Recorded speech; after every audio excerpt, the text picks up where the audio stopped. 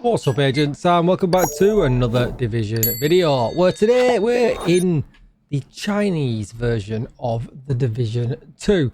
As you can see in the background, there's a whole lot going on, and do check out my Division 2 China playlist if you want to see other things in the game. But today we're going to talk about mods. Don't forget to like, share, comment and subscribe, and let's get straight into it. So we're going to talk about mods and how they're handled differently in this game as they are to ours. I understand that once I show you this, there would be some kind of adaptation that would need to be done in our game, but I think this would suit our game so much better. It's so much cleaner, there's less clogging up, and it has a really nice upgrade system. That's one thing that we can't do in our game. We can't upgrade our mods. You've got to rely on drops. Now, I know that's a different topic, because once you can upgrade mods, what stops you becoming, absolutely maximum? Well, we can optimize gear anyway, so is an extra couple of percent here and there really going to make a difference? But like I said, that is a different conversation. So what we're going to do is we're going to go into our mod menu, which is this one here at the top. And if I just go back to my gear menu, first of all, what you can see here is a little bit different. I'll use the Coyotes mask because obviously everybody knows and loves that already. But as you can see, it's a little bit different. There's an extra stat in here, but that's because there is no mod slot here. There's an extra stat here as well. Actually, this is actually weapon damage, along with that one's weapon damage as well. But there's no mod slot. I can't right click on it and I can't do mod it or anything like that. This is actually, it drops like this. It is what it is. And there's a whole system here at the bottom for unlocking these damage categories and then leveling them up. As you can see here, this is optimization. You can optimize them and level them up also, but that again is probably for another video. But as far as mods go, as you can see, there is no mods. There's not any mods in skills or anything like that.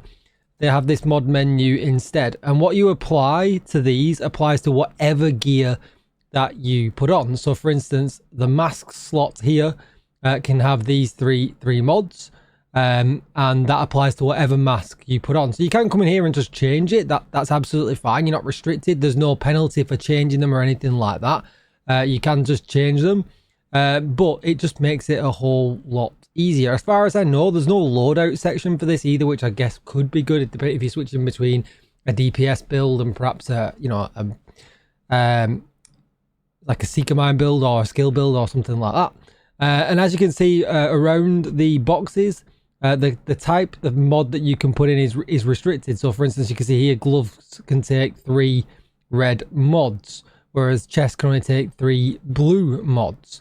And then with the guns, you can see this is a primary weapon, secondary weapon and my pistol, and you can see the different types of mods. This one here at the top here being just base weapon damage, this one being damage to target out of cover, and this one being damage to armor. Once you get to learn the pictures, it's actually pretty straightforward. You don't have to keep translating all the time. The more and more time I spend in here, actually, it just kind of syncs up with what I already know in the Division world. But there is something that is, which I really, really like about this, and that's how you upgrade them. And just before I move on to that, I'll just talk about why these categories are locked. So Summit in this game is very different to ours. It's a solo experience, and how far you get in the Summit unlocks different things for your character. So for instance, when I get to, I believe, I think it's level 15, I'll unlock this whole section, and I think it's level 20 or 25 to unlock this whole next section as well. And I had to unlock this section as well. I think I get to level 5 or something like that. So as you progress through the summit, you unlock a variety of things, difficulties and things like that for your character, but it is a solo affair. Also, you'll see that I have got the recruiter outfit on very quickly with this one. The recruiter storyline isn't currently in this game yet. It's actually a reward from the incursion, along with the St. Elmo's engine that I've got now, not the Aura Bora. So things are very, very different here in this version of the game. So let's get on to talking about upgrading mods. So this here, you can see here, so let's talk about this weapon damage mod here.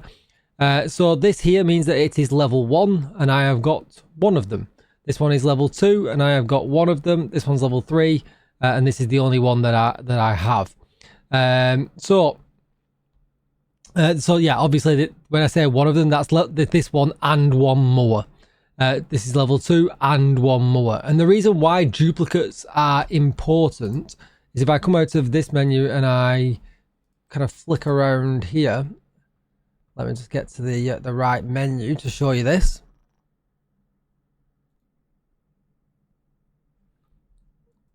Go into this one. So what we'll do it with a defense mod. So for instance, this is a Hasbro mod. So you can see here, I've got, it's level 1 and I've got 10 of them.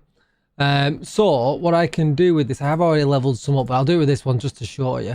So you can see here now what it's going to do is it's going to take 3 level 1 Hasbro mods.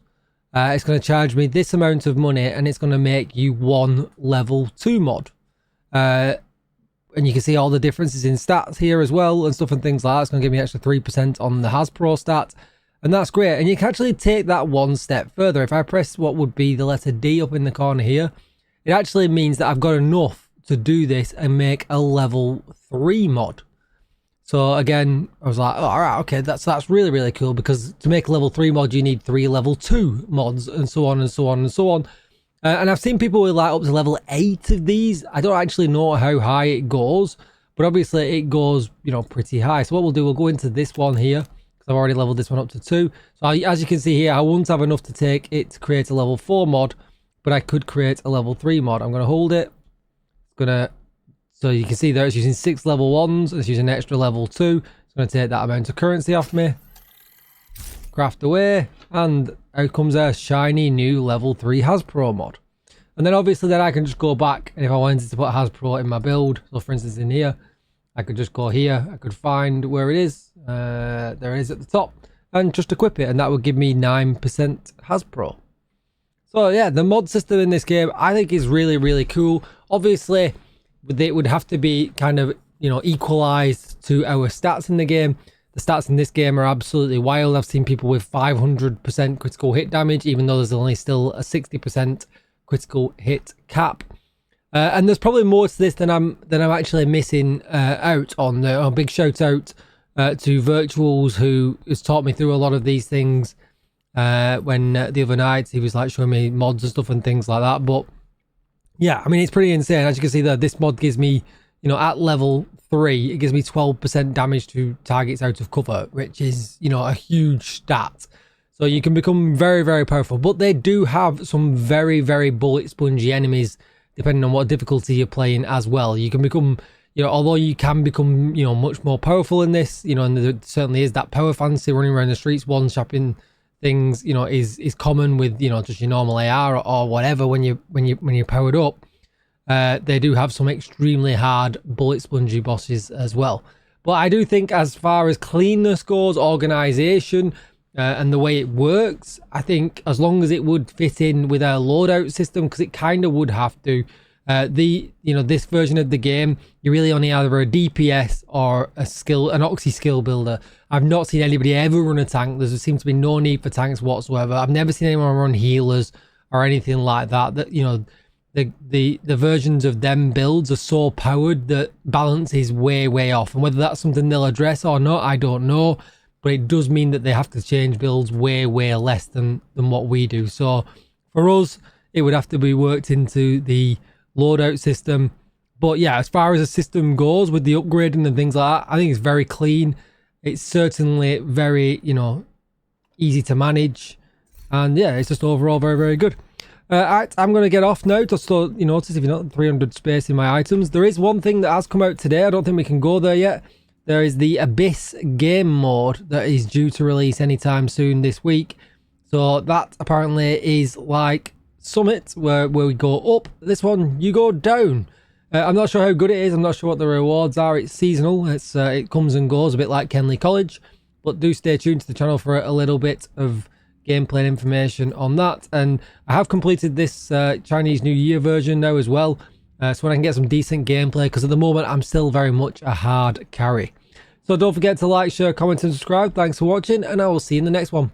Bye bye.